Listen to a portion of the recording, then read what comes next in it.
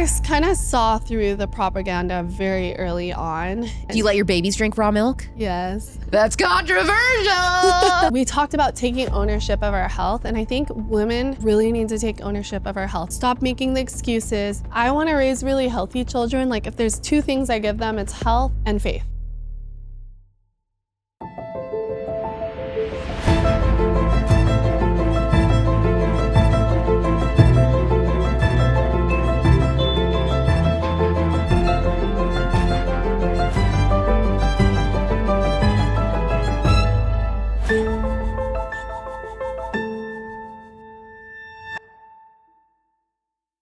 She's one of the most fearless athletes on the planet. But today, we're talking about what courage looks like off the waves. Bethany Hamilton is a pro surfer, author, and mom who's turned unimaginable challenge into purpose. In this conversation, we go beyond her comeback story to talk about parenting with intention, raising grounded kids through homeschooling, staying strong in body and faith, and why she's speaking up about fairness in women's sports, especially surfing. It's real, it's thoughtful, and it's everything that you'd expect from someone who's built her life on resilience and conviction. She's a brand new podcast that she interviewed me on, so go listen to that one. Her show is called the All Things Possible Podcast with Bethany Hamilton. You can listen to that anywhere you get your podcasts. By the way, I made a vlog of this Hawaii trip and Bethany teaching me to surf and me meeting Gavin from The Summer I Turned Pretty. It's all on the Real Alex Clark YouTube channel. You can watch that episode and this episode on the Real Alex Clark YouTube channel. Big shout out to Jevity, our sponsor of the show. And don't forget to leave a 5-star review for Bethany and I because I was so scared to go surfing, okay? And I deserve a 5-star review for that. Please welcome professional surfer, motivational speaker, mother, wife, and author, Bethany Hamilton to Culture Apothecary. Okay, I want to start with something really juicy out of the gate. Oh, no. Okay.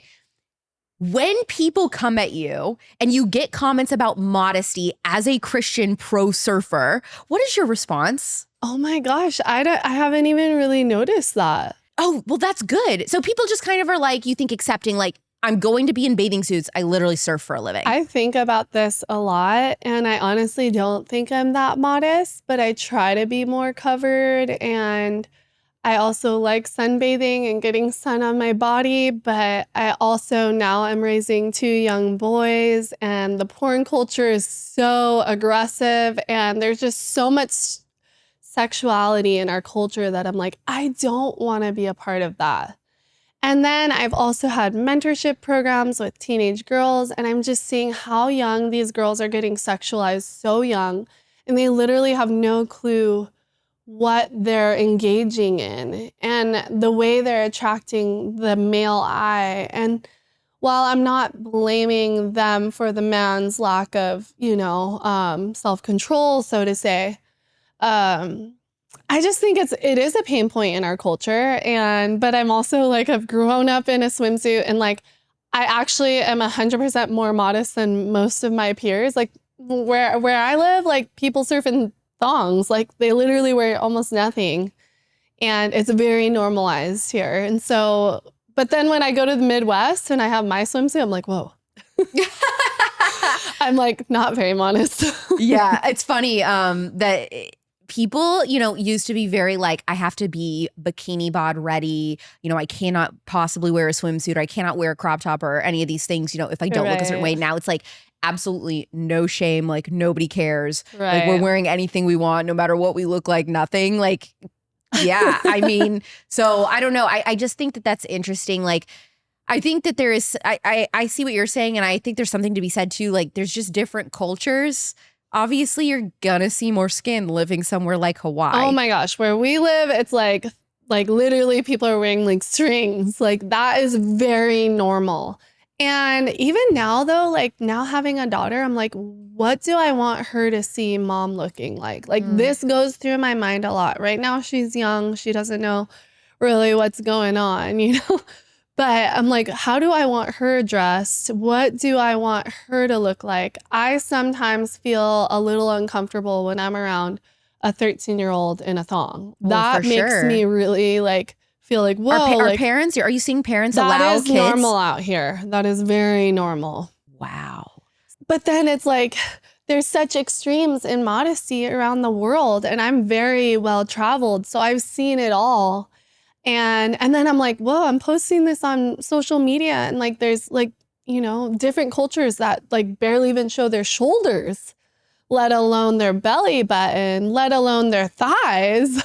Right. And like I do consciously, especially if I'm going to be photographed, I'm wearing a very modest, in my mind, it's more modest. My belly button might be showing, which supposedly your belly button getting exposed to the sun it will absorb even more vitamin D than other areas of your body. Okay, health and wellness hack. So I like think of all the things. I'm like, but my skin needs some sunshine I on think it. I did hear that if you really want to make the most of like a vitamin D sun walk in the morning, that getting that infrared light and also having your stomach exposed and your thighs. Like you need to have your upper legs, that like those areas, I guess, for absorbing sun is like super crucial and important. I don't know. I don't think anyone would have called you controversial a few years back. Right. Nobody would have thought Bethany Hamilton controversial.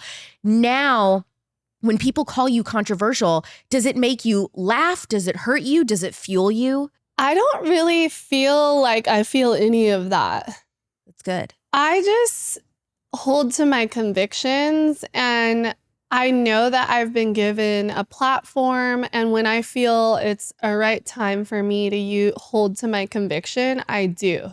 Honestly, like, I'm not very passionate about that though. Like, I'm not like, yeah, let's go fight the battle against all the people behind their keyboards, like that's not my passion.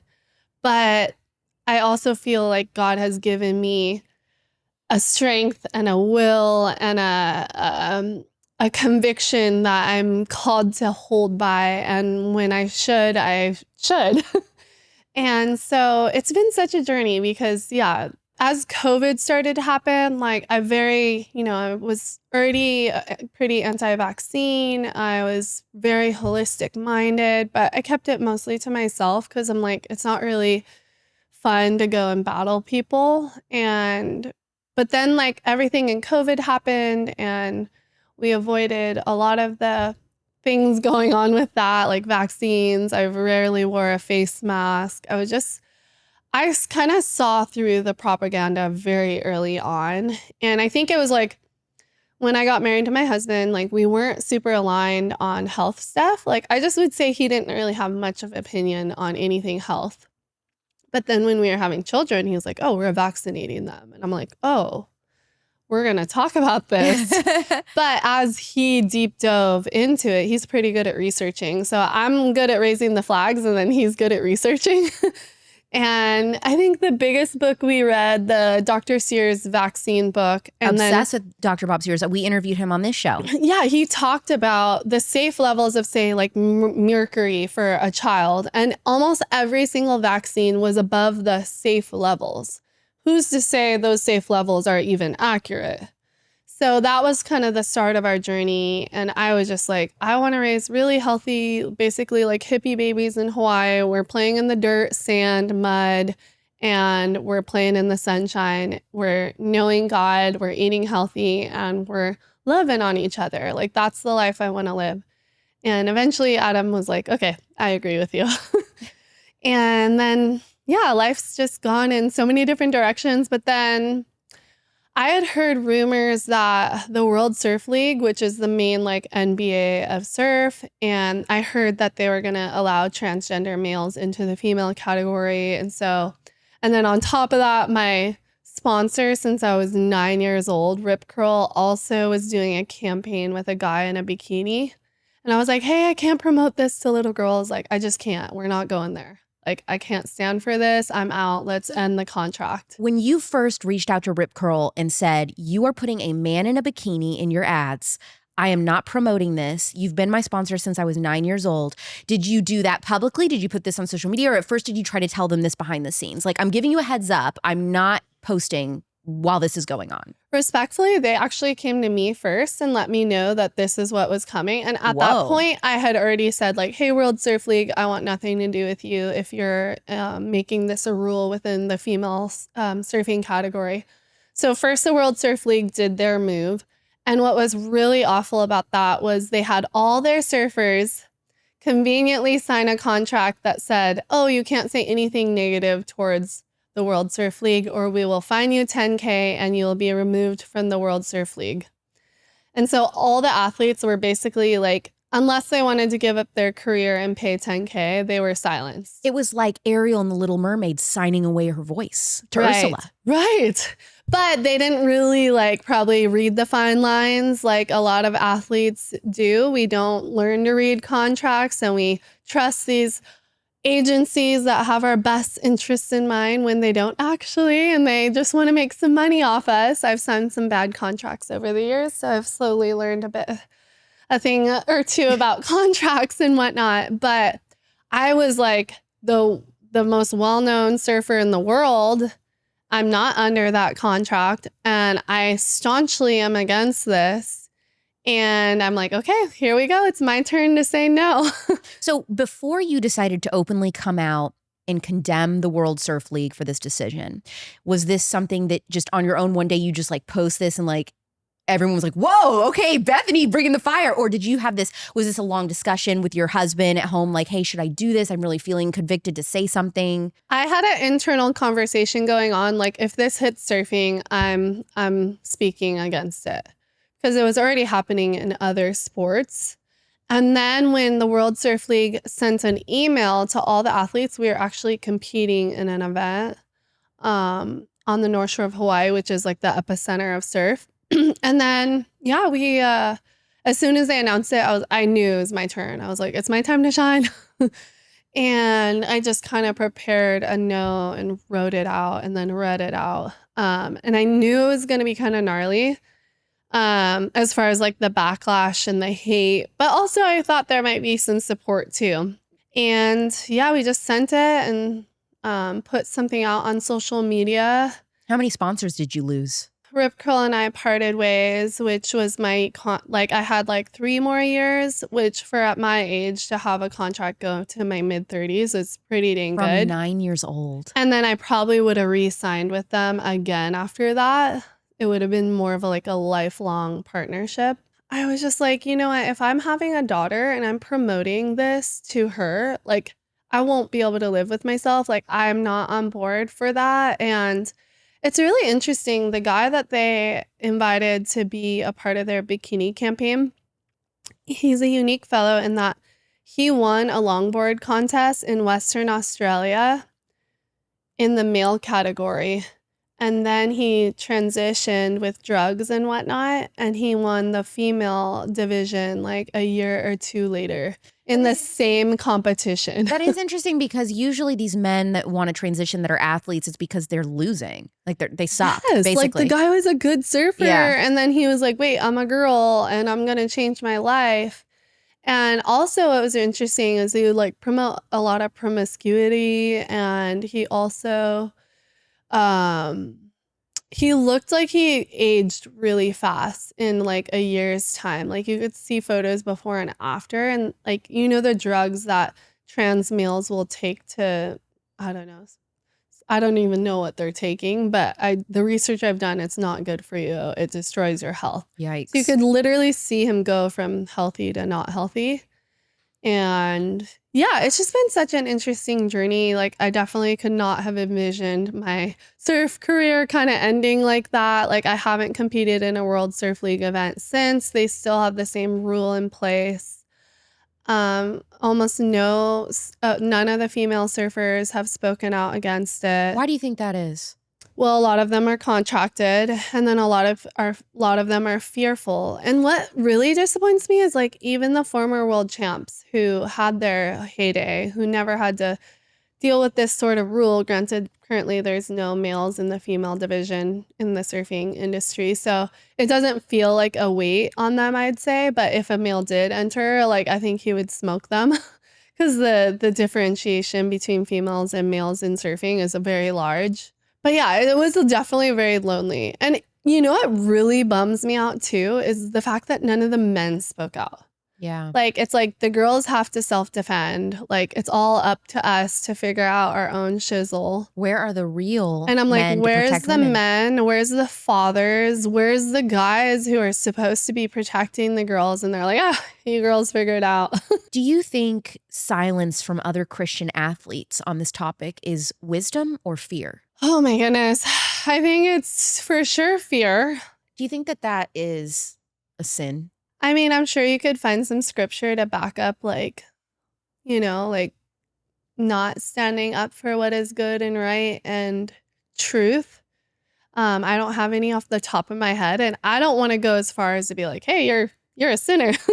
I don't know if that's my place right now, but I do think that cowardice is such a big thing in our culture now, and it's degrading the strength of the family, of this, the unit, so to say. Like, we need strong men and we need women aligned with their men. And we are having a lot of misalignment and a lot of lack of strength and just standing up for what is right.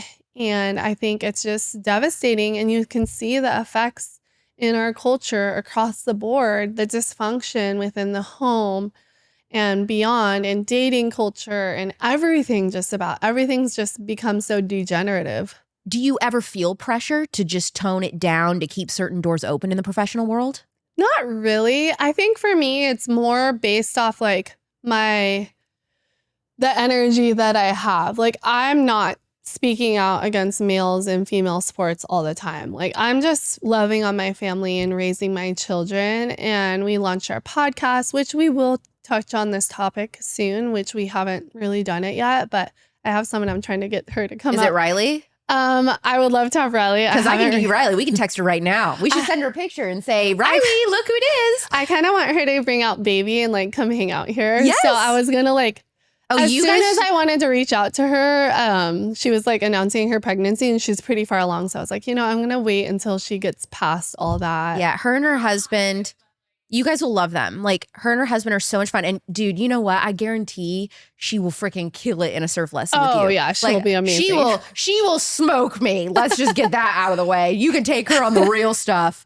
I bet she just crushes. If she doesn't already surf, who knows? She might. But so you have somebody in mind that you want to cover it with. Do you think that the surfing world has changed since you started? And if so, for better or for worse? I think certain areas within surf, like surf media, has followed a lot of the woke patterns. Like, you can just see them kind of softening and kind of like following the trends of, global warming and stuff like that. And, the way they communicate around women and race and all that, it seems like to me it's very much following along the woke ideologies, I guess. Does it break your heart or does it just not bother you? I mean, I just think that's part of life and the world, and there's sin and there's lies and there's darkness, and it's going to be everywhere. It's going to be everywhere. But at the end of the day, we know that God's in control and he's stronger and greater and more powerful than all of that. And I think it just draws me more to the Lord because I'm like, okay, that seems like chaos.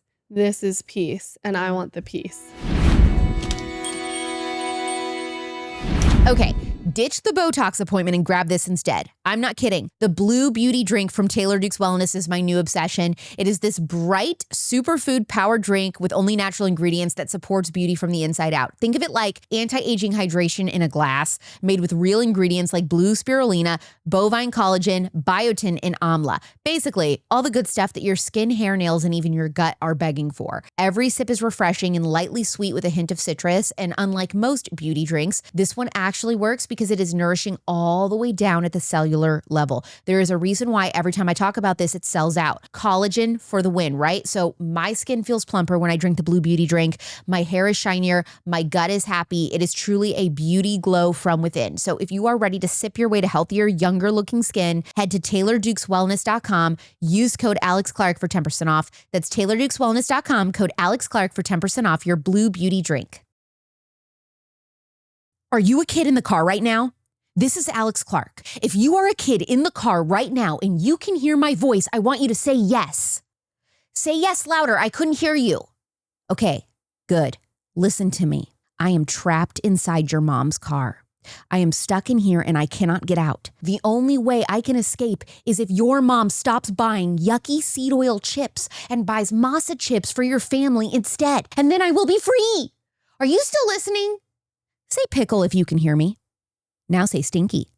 Now say stinky slug. Okay, you're getting crazy now. Just to be absolutely sure that you can hear me, say masa chips. Masa chips are made with 100% grass-fed beef tallow, sea salt, and organic corn. You can buy online at masachips.com. Use code REALALEXCLARK for 25% off your first purchase. That's masachips.com. Use code REALALEXCLARK for 25% off your first purchase. Wow. Mom, you should really pay more attention to what your kids listen to. There are some real weirdos out there.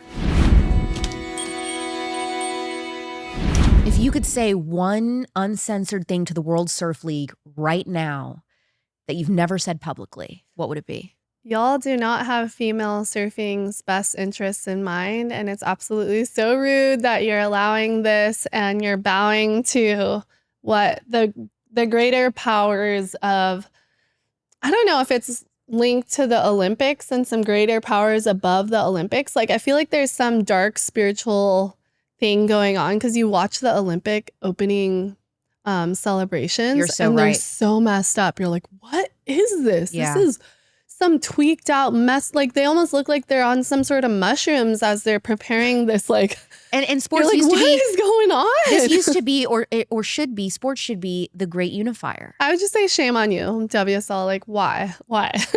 Like, you truly do not have women's best interests in mind, and you're just following along with some trend that will end because we're going to win at some point or another and get things back to a more stable position. You're in a sport where your body is both your tool and your platform. How do you mentally separate taking care of your body from idolizing it? Oh my goodness. It's been so much fun diving into health, and I had the cutest little nerdy start with health. So a lot of my best friends and I, when we were like 16, we started a no hydrogenated oil club. You're joking. So when you were we 16? weren't- Wait, so you and I are basically the same age. So when we were teenagers, because I did not even know what the heck that was. You were You're saying like- no seed oils, basically. No hydrogenated Basically, no hydrogenated oil. The OG seed oil. Yeah. When I was 16, I was like, oh, hell no to this. Yes, and they've banned that now. I mean, for the most part, they know it's bad. So Right. you knew this? How? I don't know how I knew it. Maybe one of my friends, or I don't know who discovered it. I don't remember how this all came together, but we joined the club. So like Oreos were a no-go because Oreos had hydrogenated oils. And then by the time I was 18, I won this, like, my parents won this gift raffle for a live blood analysis. So that was like my first invite into like working with a professional around my health. And I hadn't gotten my period at that point. I was 18, super athletic, super like driven, like working my body really hard. And that's the case for a lot of female athletes as teenagers. Right. They have no period. I actually have this new kind of like wisdom, I guess, is like, I actually don't think athletes are like the ones you should go to for health advice. Like, I really think a lot of athletes make a lot of mistakes. They're super depleted. They undereat. A lot of them are just not actually that healthy. Like, maybe there's a gem here and there, but I'm like, don't get your health advice from athletes. This is some wisdom right here. This is sending me. You were literally healing a sick culture. You were a culture apothecary at 16 years old, and like your entire life has been dedicated to this. Like, I need to be learning so much from you. I'm so impressed. So yeah, so I did the live blood analysis. I see how dirty my blood is. Even at 18, there's like parasites, toxic buildup, lack of blood flow. And so I did a cleanse. And like from there, it was just my journey of like starting to read and nerd. And I found just a lot of interest in it. And I was also like, well, this will help me perform well in my sport. But even then, I still didn't have it figured out, so to say. And maybe I won't ever. Who knows? But fast forward, I have a very athletic career. And then fast forward, I get married. I have 2 babies. And it was after I had my second baby when I hit another wall in health. Like, I think I was just so depleted. I was under eating.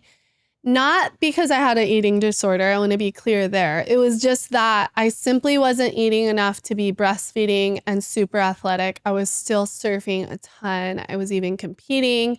I was trying to get back on the main World Surf League tour.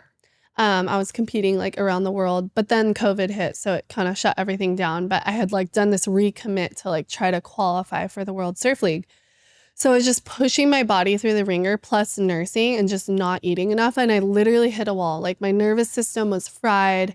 I would like drop something and just start crying. I was like waking up at 3 a.m, wide awake, like stressed out, but like not understanding why. Like I was nursing and co-sleeping, but I would wake up and like the baby would still be sleeping and I was just like lay there. Yeah. So it forced me to have to like problem solve health issues and like what's going on. Obviously, my adrenals were probably fried. My thyroid was probably off. And so long story short, I got really into the pro-metabolic movement, which is kind of like high protein, high carb, a good amount of calories, not under eating, and then very mineral based. So making sure you're getting things like oyster, bone broth is very high in minerals, eating things like bee pollen, taking magnesium, trying to get potassium in orange juice, coconut water, dates, various foods. And so like paying attention to those minerals and the calorie intake, I probably doubled my calorie intake. I was probably at like 2,000 calories a day and I went up to like 3,500 or more. I went from like not eating enough to like being fully satiated and eating a lot. And like I felt my energy come back. I felt like slowly but surely the emotional side started to mellow out and I just found my flow with food. Like I always was actually like as athletic as I was never really like toned. I was kind of like chubby, but I would work out like 6 hours a day. I would like work out and surf a ton, especially before I had children, right? When I had all the time in the world to like do all the things. So I would just like surf for like 6 hours straight. That's wild. But my body was just not getting enough nutrients and it was almost like holding on to whatever it was fed. And so fast forward now, I feel like my energy is better than ever. And now I have 4 children and I'm like ready to charge the day. And I'm way more stable, like mentally and emotionally. Granted, there's been a lot of hard things in my life. So emotions have been a little all over the place, but that's more of like, I think circumstances versus like health stability. So you can have like unstable health and you're kind of like fried and nervous system overworked. And then there's just like really hard things in life. And so anyway, I'm just so grateful that like in our conversation on our podcast, All Things Possible, we talked about taking ownership of our health. And I think women in particular really need to take ownership of our health. Like stop making the excuses. Because eventually, if you do have children, you're going to have to provide for their needs. And like, I want to raise really healthy children. Like, if there's 2 things I give them, it's health and faith. That's the 2 things I want to give them. And like, if I can do just that, well, and love. Love from mom and dada. But like, that's what I think of like when I want to, you know, what am I going to give my children? That's like the 2 most important things. Is it true that you surfed through pregnancy and postpartum? Yes. So I surfed, well, I usually stop surfing around 7 months. So I'm pretty far along, That's pretty big. Crazy. That baby is in your tummy surfing while you're surfing. What's crazy is I got better at surfing when I was pregnant. Why? Oh, do you think it was an extra, like something extended to help you balance? Let me paint the picture. So I'm like, we were talking about being a ballet surfer, more graceful, free, flowy, and like the more like hip hop dancer surfer. I'm more of like the hip hopper. Like I want to like get crazy and like do the crazy things and surf the big waves and get the barrels. And so I really like go at the wave hard, you know, like I put my all into it and it's like with passion and fire. And when I got pregnant, it almost slowed me down and smoothed out my style because I had this extra weight and baby and like my timing got better. And I think it was also like some maturing going on. And I literally got better at surfing. And then over the years, I was just like, you know what? This is my one thing I love to do. We're going to be able to maintain surfing as we had the babies. Thankfully, my husband's like around enough that I can go and get in the ocean. And so what is the physical prep to be able to do that, surf while pregnant?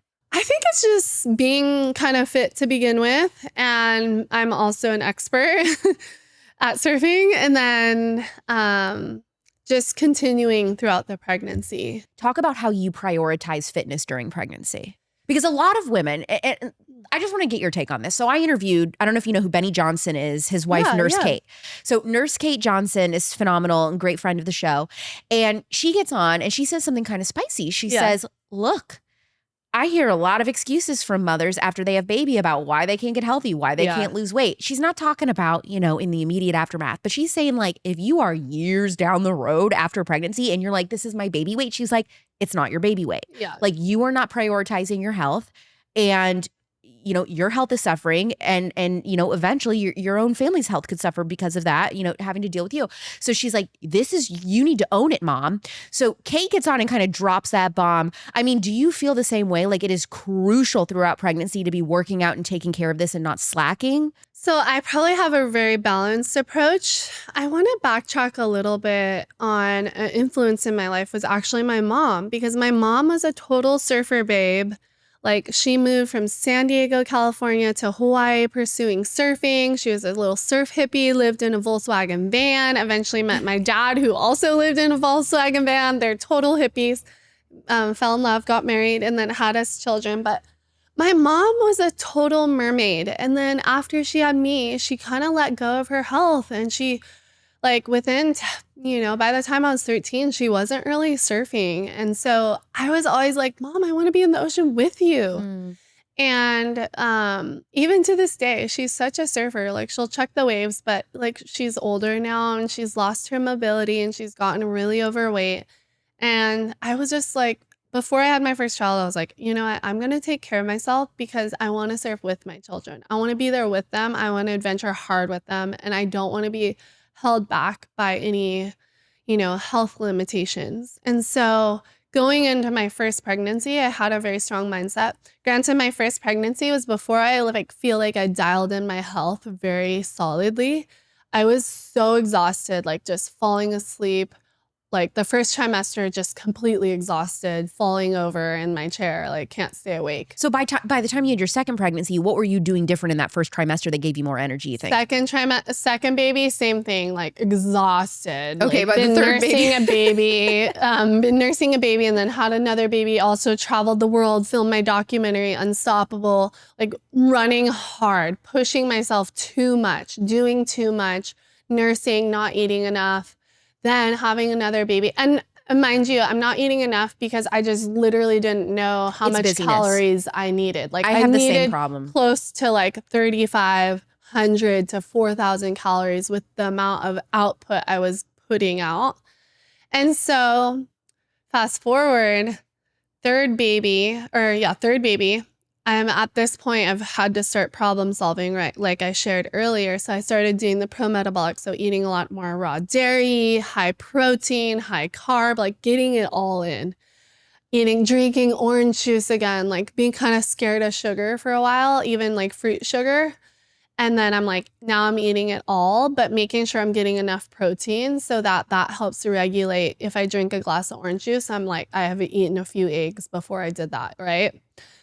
And so now, fast forward the second two pregnancies, the babies there's something different about them. They seem a little like they got a little more edge than the first two.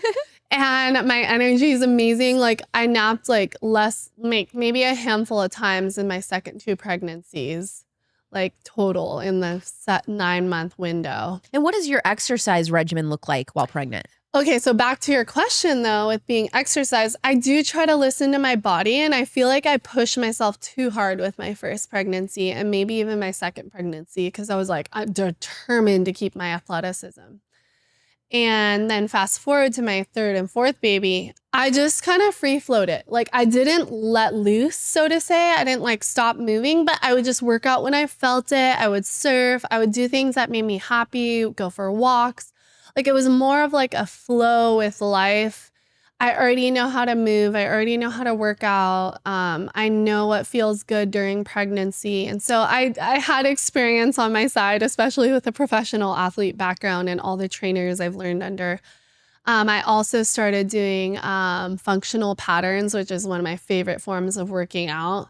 It just helped balance my body. Anytime my back would feel kind of out, I've never heard of that. Functional patterns is amazing. What is this? Is it like a class? It's kind of It's a more holistic style of working out. So you're doing a lot of twisting while lunging, and it's more of like following the motion of the body. So as you walk, you tend to like shift your right arm goes with your left leg, your left arm goes with your right leg naturally when you walk, if you're in a healthy pattern. Some of us aren't. So is this something that you go to a class for? Is it something you do at home with videos? What is this? I found a trainer who knew it, and so I started working with him.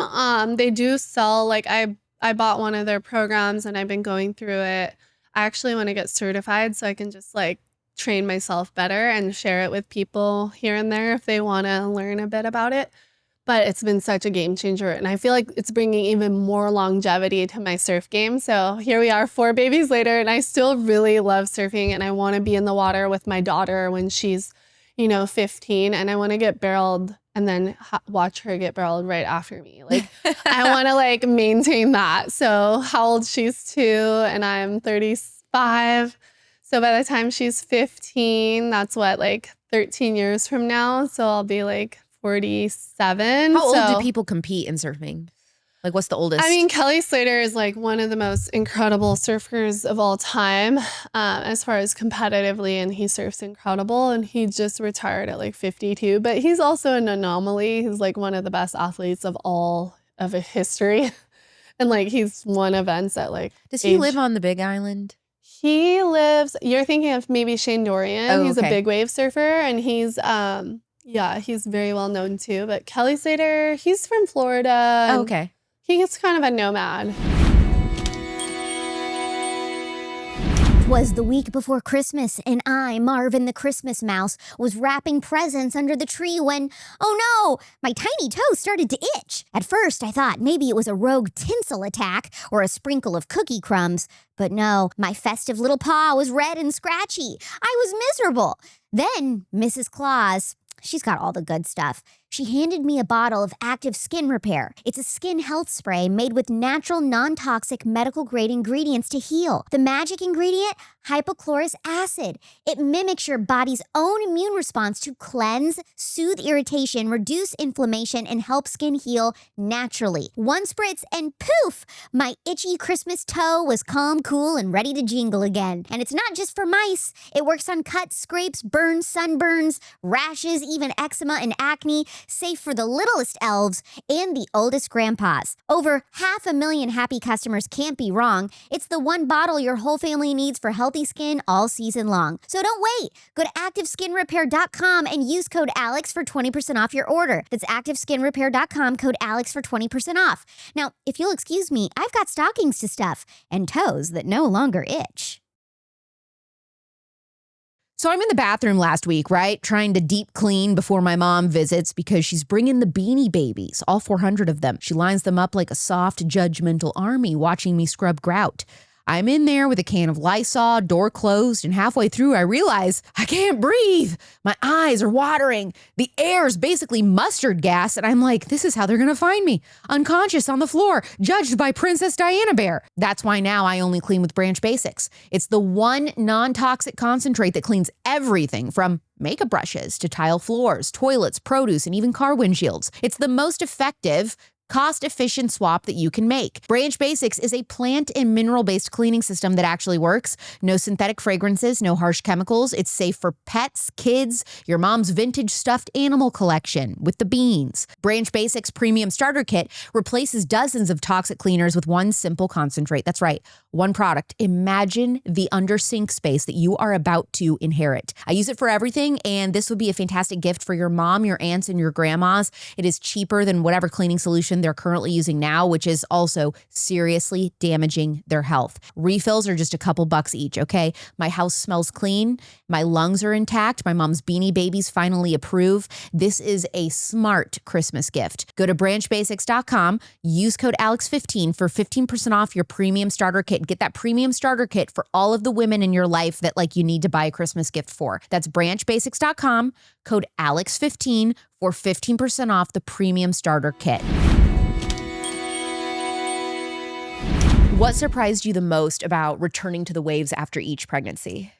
Okay, my first return back to the water after my first baby was so humbling because I just could barely even stand up.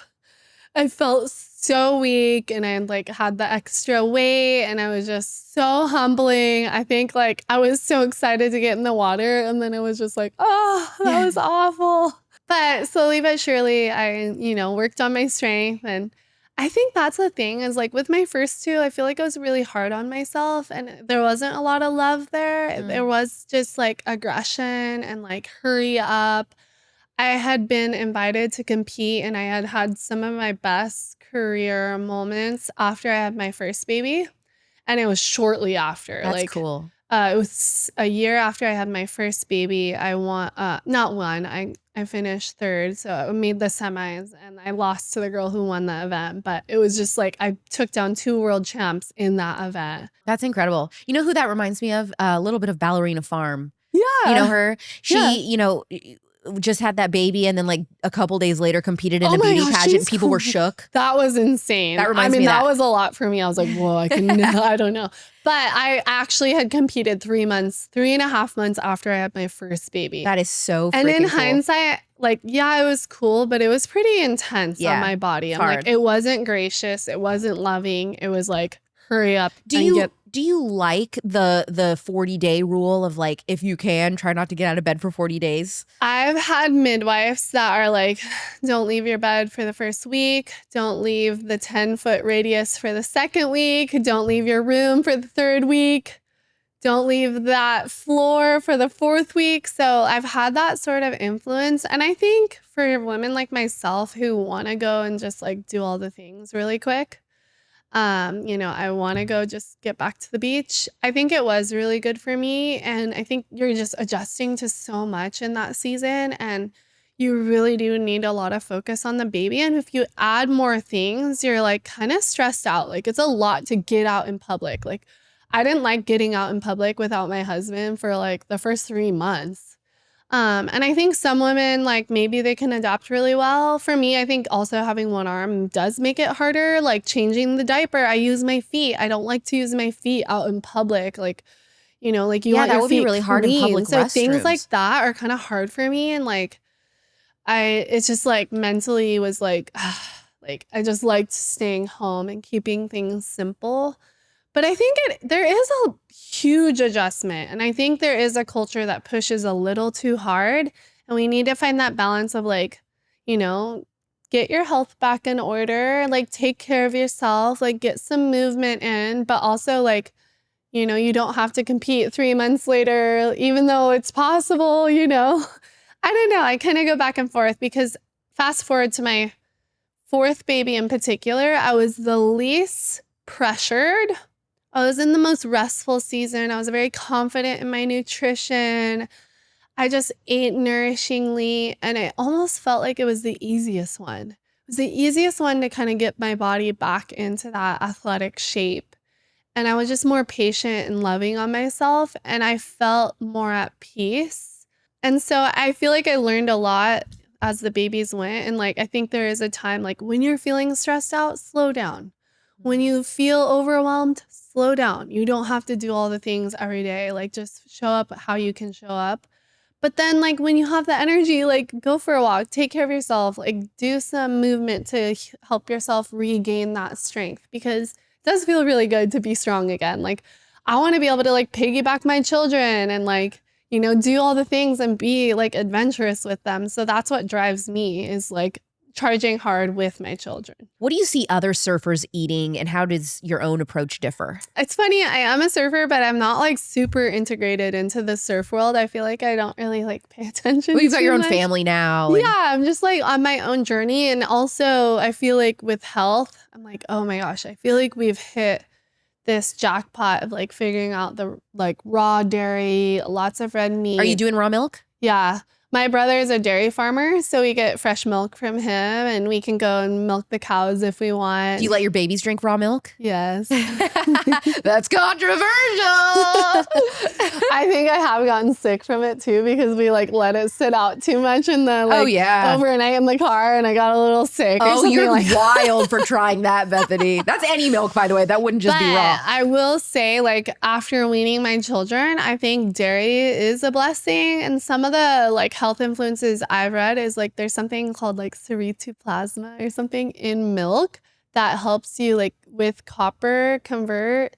It like is like this energy magical connection inside the body as far as nutrition. And I also grew up lactose intolerant. So now I'm drinking dairy and eating cheese and it's all good. What does recovery look like for you? Sleep, nutrition, mental reset? Oh my goodness. This one's kind of an overwhelming question for me because I honestly haven't slept for like 10 years. You're not sleeping. Bethany, what's going on? Well, I finally figured out like my children have airway issues. Oh. And I realized that I had airway issues too. Dude, did you get them a tooth pillow? We're working on it. We're like in the process because there's literally no one on the island that does that. So we've just been like trying to make these appointments and we have to fly off island to make it happen. So anyway, we're figuring out their situation. To me, they're more important, but we might end up doing it for me too at the same time. But like we did this like test thing recently where I had my finger attached to this thing all night and it's like, I wake up a lot. Like my sleep is not healthy. Yeah. And I even like put mouth tape on. I put an eye blankie. There's no lights on in the room. I'm turning like all our lights are circadian rhythm. The airway dentist that created Tooth Pillow, she's a huge fan of the show, friend of the show. She's based in Texas. If we get you out for YWLS next summer, like that, I could set you up with her. Because you can do a tooth pillow even as an adult, right? I don't know if you can do tooth pillows as an adult. I think there are things that adults can do. She could help you with that though. But I'm saying if you wanted to make a whole thing of it, like I could link you guys because she's incredible. But she's been on the show before and she's there in Texas. So it would be a quick, like easy to, while you're there. Yeah. So while I have improved my sleep a lot, I've just been nursing, co-sleeping. I just like kind of free flow it. But I keep going back to my first two children versus my second two children. The diet made a huge difference. Wow. Like I would wake up in the morning after having my first two and I was like haggard, like, must drink coffee, like can't get moving till 10 o'clock, like really low motivation, kind of like that extreme fatigue sort of feeling.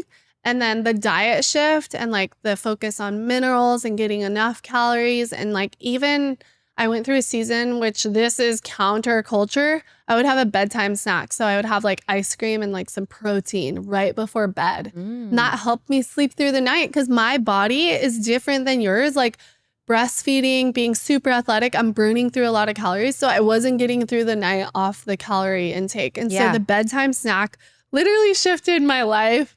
So anytime someone's like, don't eat right before bed, I'm like, but you might need to if you're like super calorie burning human. Babies that have trouble sleeping or falling asleep or waking up in the middle of the night, I've seen moms talk about giving them just like a big bite of butter. I've tried that. Did it work? I think it did help. I need to get back on that because my little one still kind of wakes up. Yeah, you should try that out because I'm like seeing people have like these miraculous stories. Like, dude, I gave my kid like just a spoonful of butter and like out like a light. Crazy stuff. So picture this. It's the day after Thanksgiving. You've got a plate of leftovers. You're half watching a Christmas movie. And yes, you're also eating turkey and stuffing in bed. Don't judge me. The only reason I didn't feel like a total animal was because I was wrapped up in my Cozy Earth bamboo viscose sheets last year. These sheets are temperature regulating, insanely soft, and somehow manage to keep you cool, even under a pile of mashed potatoes and gravy. They wick away heat and moisture so you sleep several degrees cooler, or in my case, nap several degrees cooler between bites of pie. Cozy Earth doesn't just make sheets. Their all-day tee and studio pant collection are just as comfy and breathable. Wow, this is the gift for the new mom in your life, or if you're trying to pack your hospital go bag. Let me tell you, I basically live in these from brunch to bedtime. Plus, there's a 100-night sleep trial and a 10-year warranty on all bedding. So yeah, if you do not fall in love with Cozy Earth, you can send it back, but trust me, you're not going to. Upgrade your rest at CozyEarth.com and use code ALEX for 40% off sheets, apparel, and more. Sleep cooler, lounge lighter, stay cozy. That's CozyEarth.com. Use code ALEX for 40% off.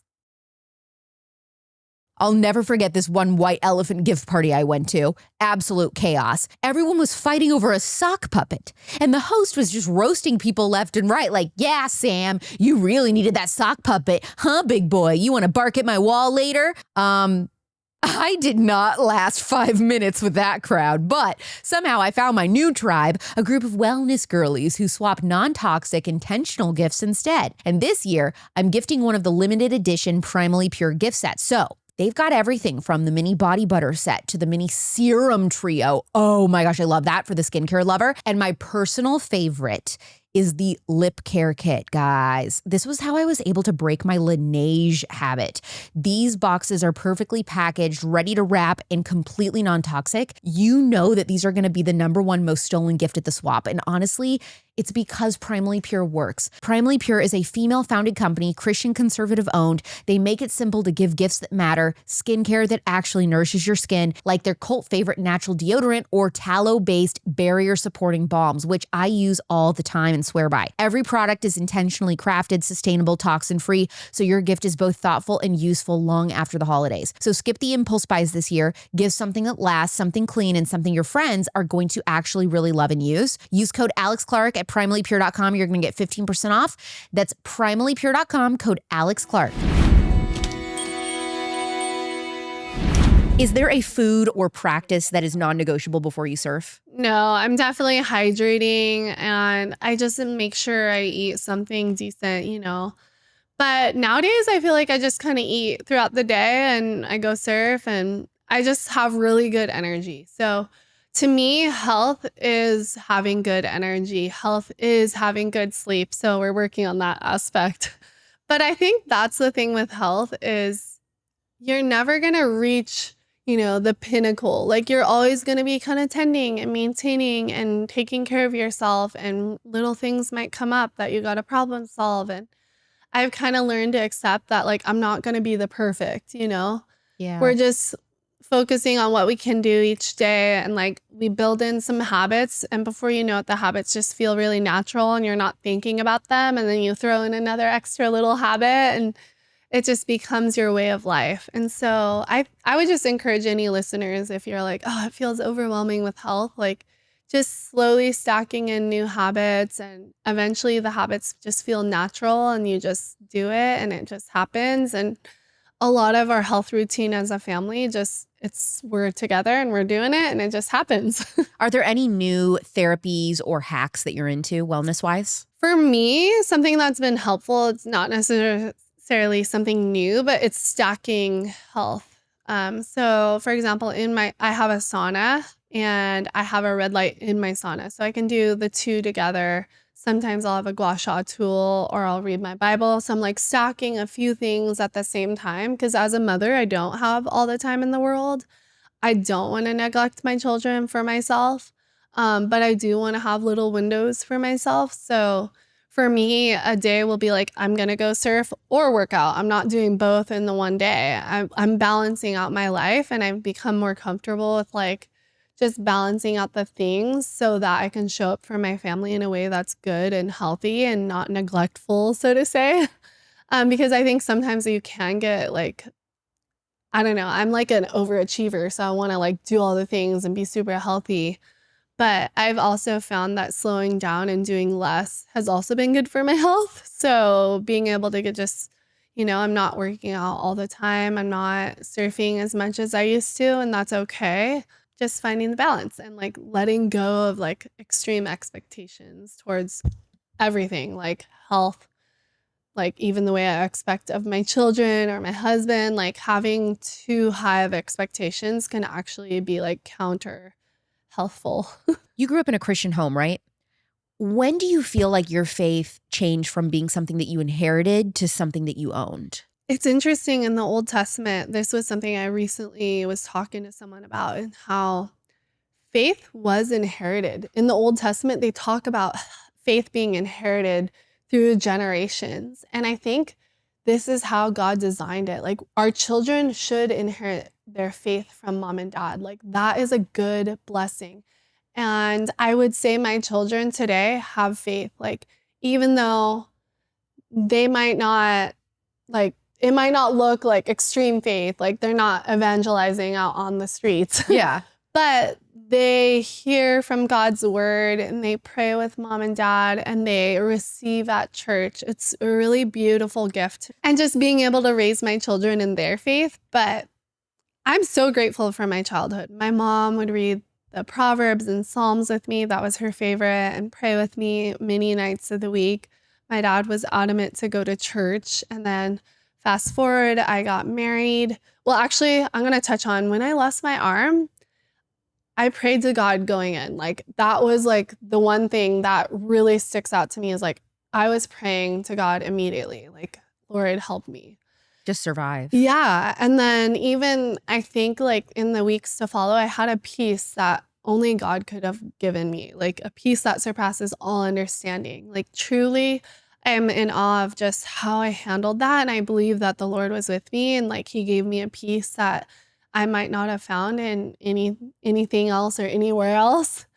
And then fast forward, I got married and started having children, and new challenges in life came up, and just diving into my faith on another level. Like, fast forward, I grew up non-denom and now I'm a LCMS Lutheran. So they're kind of like, our church is more liturgical. We sing hymns. It's very more rooted in history, and our theology is very clear versus kind of being wishy-washy. Like, I feel like I grew up in more of a wishy-washy environment. Yeah. And now I have a lot of clarity. And to me, this brings a lot of surety and peace. And my faith is not rooted in my emotions or in the challenges of life, but it's rooted in God and his word and his promises. And I think no matter what denomination you come from, like, you can have that same, like, kind of rooted in God's word, so to say. But I really appreciate the beauty of like our church now. We expect to receive the grace of God and the law every Sunday. And there's a lot of scripture reading, and the reverence is very different. And I just like have fallen in love with our faith now. It's very rooted and grounded and full of God's grace. That's what leads us and nothing else. And like, it's because of his grace, then the works flow. Whereas like, I feel like there was always this like, better have your act together. You better like show up and do some work. It was the works-based. And like, I'd go back and get myself baptized again because I was feeling like I wasn't being communicated God's grace in my life. And I needed that every single day, not just on Easter. I didn't need the Easter message only on Easter. I needed that every single day. And fast forward now, I feel like I think of that every single day. Because of the influence of faith that I have now, it's rooted in the grace of God, but like it's married with his law. And so it's the grace that moves us forward to want to respect his law and his call in our life. And that is what moves us to do good works, to love our neighbor and to show up our best, versus that pressure of like, oh my gosh, I'm not showing up my best. Like, I got to go get rebaptized and rededicated. Like, there was kind of this lack of surety, I'd say, in my young years, versus like God's grace is sufficient and you can always rely on that. And so it's been this big shift. And mind you, that's been a 10-year transition. It wasn't like a light thing that we just kind of jumped on the bandwagon. Like, we're 10 years in now and we're just super grateful. You decided to homeschool your kids. And as soon as you started talking about this, people started saying, you're sheltering them. And you said, yeah, I am. Tell us what you meant by that. It blows my mind that is the like number one question you get. Like, oh, like, are they getting enough socialization? I'm like, yeah. And they're also avoiding a lot of negative socialization. So especially today, it's like you look at the impact of devices on children's childhood. Like, children are not the same as they used to be. The average young boy is now being exposed to some sort of pornography by 8 years old. We've covered this a lot in our podcast because I'm obsessed with like, people need to know this. It's crazy. And I just think that in the young years, our children need to be raised by mom and dad and nobody else. Yes, we can have grandpa and grandma involved. Yes, we can have friends. Yes, we can have aunties and uncles involved. But at the end of the day, mom and dad are the number one influence. Like my 4-year-old, like he is just, mom, dad, let's go. Like he doesn't need to be with 20 other children. Like he needs to be with mom and dad. And I see that, and I see the impact of, I don't know, my children. I'm just like, maybe it's a bit of pride and like joy and like love, just like seeing how they're developing. Like I think they're amazing and they're doing so well, and they have such a balance. Like they can have a great conversation with someone who's 90 or someone who's 3 or 2 or a baby. Like my 10-year-old, he's just so amazing with everyone. And even my 7-year-old, he's very similar, and their personalities are super different. But just seeing how they interact with the world around them and the different ages is really cool. And we're focused on not just math, reading, English, but like habits, faith, music. Like I think homeschool allows for that. And maybe you're listening and you're like, well, Bethany, you make good money. Like you can pull it off. Well, I have a lot of friends who are also homeschooling, and they're living off of single income, and they're just scraping by, but they're choosing to make a sacrifice that is really hard. When And you say single income, do you mean like a single I mean, parent they're household? married. Oh, They're okay. married, Okay. but the mom is not working, or she's fully devoted to the children. So a lot of people, I think there's just ways to work your finances. Some people are just, some of them are barely scraping by. They're not living in luxury, but they're devoting their time to their children in this season. And so anyway, I homeschooled from 6th grade on. So I went to public school up until 6th grade, and then I homeschooled. And there's certain aspects of my homeschool that weren't amazing, I'll be super honest, but there was other aspects that, like, I was so developed and ready to charge the world by like 16, 17 years old. Like, I think I was traveling international by myself at 17. Whoa. And it wasn't a big deal to me. Like, I was so developed and in a good way and very driven towards my sport. And then eventually I got into other lines, like I got into motivational speaking, which did not come really easily for me. I was very shy and like didn't like to be the center of attention. And so there was things along the way where I was able to devote myself. And then I got into health too. And I put a lot of time into like just learning and pushing myself in certain areas. And it's just been such a fun journey. But I see the beauty in like being able to pursue things that I was genuinely passionate about from, say, 14 on. How do you realistically manage school time, family time, church time, your wife, your athlete identity? How does that all fit in a day? Oh my goodness. Well, we're not always killing it on everything in every single day. And there's rough moments and realignment moments where we got to like realign and reevaluate our time spent. And I would say nutrition's a big part of that, and respecting my need for sleep so that I can show up and do all the things and not feel like I'm burning out by 2 o'clock. And then I just like our children are home with us, but we do have a really cool setup because my mom lives with us. My mom and dad live in our guest house. And so my children can run back there anytime. So a lot of times I'm like, we got to get a meeting done. So run back to grandma's and go hang for an hour. So we have like some things going for us that make it definitely more doable. But even if they weren't living there, I believe there's ways to set up your children to have creative playtime where they're somewhat independent. Like my big boys are just, I don't know, they're doing their thing a lot of times when they're not being directed by me. Yeah. And they have an independence, but also they're very involved and engaged and helpful and learning. And yeah, it's been wild to see like my 2 olders learning to read. So my oldest, I started at 4.5. He was showing interest in wanting to read. And then my second eldest, I started him at 6.5. And it was so much easier to teach my second. It was such a joyful process. He was ready for it. And so I believe in delayed learning, like, the studious learning. I don't think we need to start at 5 or 4.5. I don't either. preschoolers are learning how to read. I'm like, why? I don't either, You're Bethany. pulling your teeth out, Mom. Like, just stop and go play in nature. And if you want to draw a letter in the sand, do it. But You and I are on the same page. I literally, the way I have freaked so many people out being like, my kid isn't reading by, 6, 7 years old. I'm not pressed. so here, listen to this though. So every child's different. So I know that I'm thinking of that as I say this though. I'm like, my 7-year-old's like 6.5. Oh my gosh, like he's not reading. Like, what in the world are we doing? We start his reading, and by the time he's like 7, he's full blown reading. And if anything, he's like at a 6th grade level. Wow. So it happened really fast. And every kid's and he different. was Some kids are ready for it. Yeah.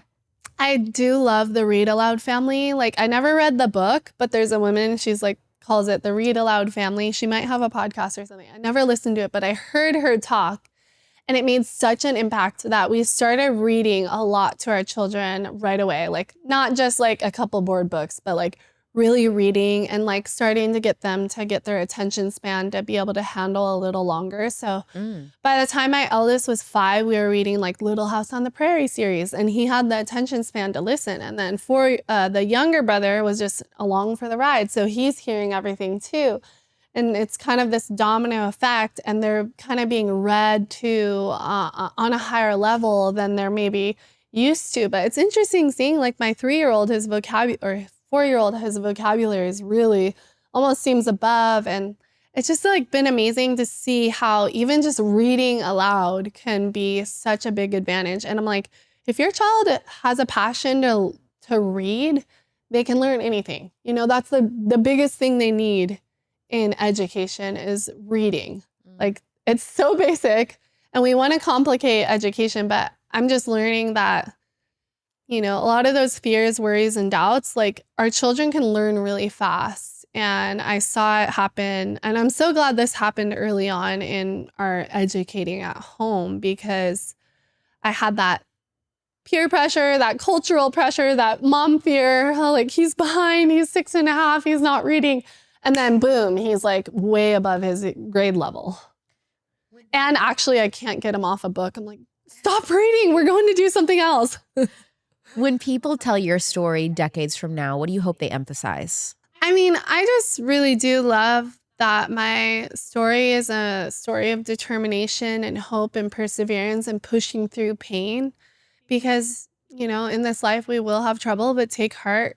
Christ has overcome the world on our behalf. And so having this deeper hope, this greater purpose that life isn't just the shark attack moments, but how we react to those and how we keep going. And for me, my faith has been a grounding, but I think also God made me the way I am, and he designed me in this unique fashion to go and charge and surf big waves and keep surfing after I have all my babies and like all the things I've done along the way. But I do love being able to encourage people to just persevere through life, because there is a lot of hard things that we go through. And I think we all need like a reminder of hope and encouragement and persevering through the ups and downs. And If you could go back and talk to your 13-year-old self and just talk to her about her life ahead, what would you say? I feel like the Lord's been so faithful to me throughout all the years since I lost my arm that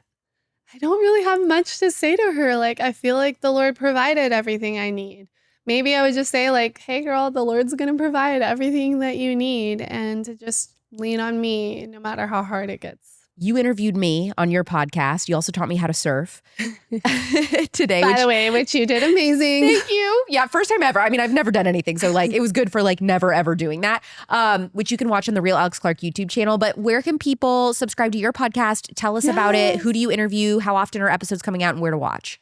Okay, so we launched our podcast, All Things Possible. I've been wanting to launch one for like 3 years, and finally we did it. My husband and I co-host together, and we're talking about a lot of things: faith, family, health, and a little bit of culture. I'm especially passionate about I don't know all of it, but like I want to dive deeper into theology. Like I think a lot of the churches in America are very watered down, and a lot of our faith has gotten so watered down, and we need to get back to our richer roots. Mm. And so a lot of our podcasts are like, as we're kind of still developing here, trying to figure out what's working and how to go about it. But that's a big passion point of mine. And then obviously I'm really into health. So I really want to encourage people to overcome in their health. So we're diving into that a lot. And then naturally family. I'm just love encouraging people to want to have families and to look forward to this and to be able to problem solve the challenges that come with it. You know, no matter where we're at in life, there's going to be challenges. And even, you know, having children, like I think there's been a season where I remember like getting to bed and I was like, that was awful. Like that day was not fun. Like that was an awful day. Like I don't enjoy being a mom. To like finding my flow and overcoming those moments and truly loving motherhood and being able to like problem solve the little challenges that come with it and navigating emotions and all the things. And so I just want to be an encouragement at the end of the day. So yeah, all things possible. And I'm on all the social medias at Bethany Hamilton. I am Bethany Dirks, but we kept the Hamilton going. I was just asked that the other day. They were like, when you get married, will you drop Clark and take his last name? I'm like, well, first of all, I will be taking his last name. But yes. Like when you're in a business like us, like it's like impossible. First of all, it's so expensive to change so much branding and things like with your name, but also it's just practical, like for searchability, people to find you. But I'm like, I'm going to be putting my real last name, I think, like on my social media, but also just like my handle would stay the same. Part of me is like a little bit more private too. Yeah. Like and maybe like, there's that. I liked my kids. My incognito, like when I'm like traveling and I'm like Dirks and that's true. But then sometimes we'll go to an event and they put my name under Hamilton and I'm checking into the hotel and they won't let me check into my room because my ID says Dirks. So I'm like, oh, come on, people. Yeah, that's a good point about having privacy. I mean, geez, so much of that, like.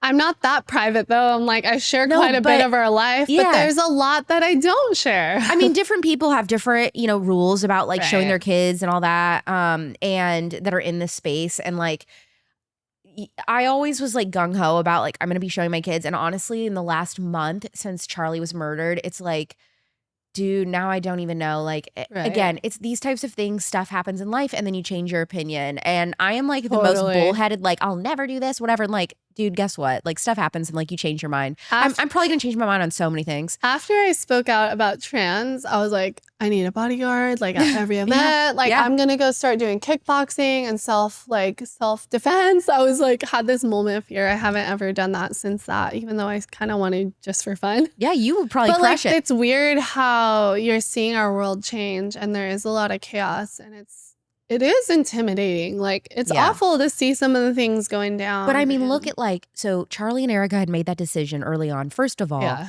they had made the decision to keep their pregnancy, besides a couple key people at the office and obviously their close friends and family. They kept their pregnancy completely private. Like, so for, you know, those 9 months, she did not come to our events, everything. She stayed home. They enjoyed their pregnancy privately together. Yeah. They did that with both their pregnancies. And they also made the decision to not, you know, blast their kids' names anywhere. Right. And so, or show their faces. And I'm like, dude, like they thought that ahead. And then with everything that has happened, like what an absolute gift and blessing that their kids are protected in this way now, because I mean, this is now like, you know, I mean, it's just scary times for them as a family. And so it's just like such a blessing that people don't know what their kids look like. And I'm really thankful that they have made that decision. Yeah. I'm sure Erica is too. On a different kind of like similar topic, but different, like I have this passion to inspire the next generation to look forward to being a mom. Like I feel like there's not enough of that.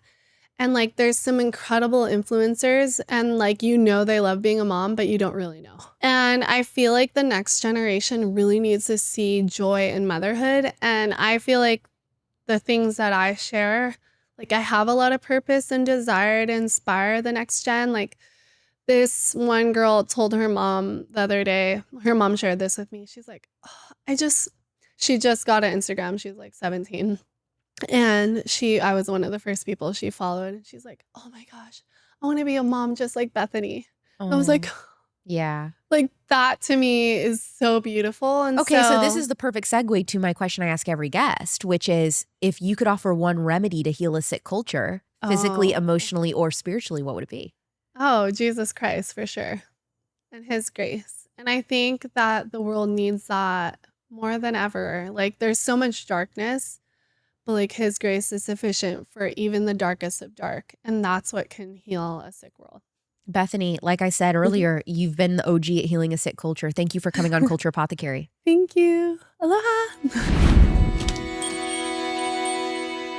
Don't forget to go watch our vlog, Real Alex Clark, on YouTube. Leave a 5-star review. Tell others why they cannot miss an episode of Culture Apothecary. We're on a mission to heal a sick culture physically, emotionally, and spiritually on Mondays and Thursdays at 6 p.m. Pacific, 9 p.m. Eastern. My name is Alex Clark, and this is Culture Apothecary.